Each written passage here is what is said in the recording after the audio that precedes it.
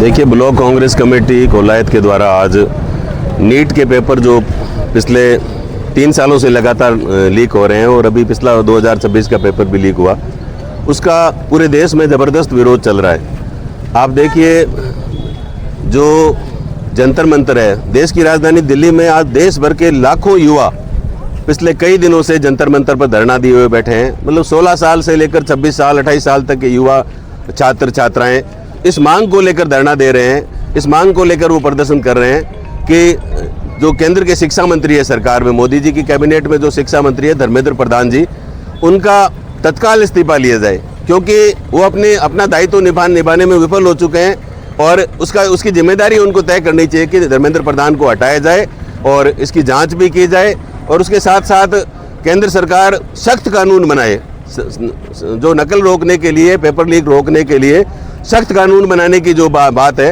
वो न सिर्फ हमारे युवा कर रहे हैं बल्कि सारे राजनीतिक दल इस मांग को लेकर बैठे हैं। राहुल गांधी जी लगातार संघर्ष कर रहे हैं। केंद्र की जो लोकसभा है जो वो नहीं चल पा रही है, तो पूरे देश में एक तरह से ज़बरदस्त केंद्र सरकार के खिलाफ माहौल है। लेकिन मोदी जी जो है वो मौन बैठे हैं, धर्मेंद्र प्रधान को हटा नहीं रहे और देश में सख्त कानून बनाने का कोई अभी तक प्रावधान वो नहीं कर रहे हैं। तो इन तमाम मुद्दों को लेकर के ये आज का ये पुतला दहन का कार्यक्रम रखा गया। जबरदस्त मारपीट हुई, उस पर क्या कहेंगे? देखिए, युवा जो है, युवा शक्ति पहली बार मैंने देखा है, हमने पूरे देश देख रहा है कि 10वीं में पढ़ने वाला हमारा बेटा, हमारी बेटियां, कॉलेज में पढ़ने वाले हमारे बेटे और बेटियां पुलिस की लाठियों के सामने वो खड़े हैं। वो कह रहे हैं हमें चाहे मार लो, पीट लो, कुछ भी कर लो, लेकिन हम पीछे नहीं हटेंगे। इस बार युवा आर पार की लड़ाई के मूड में है, पूरे देश का युवा, और युवाओं की जो मांग है वो जायज़ है और उनके साथ आज पूरा देश खड़ा है।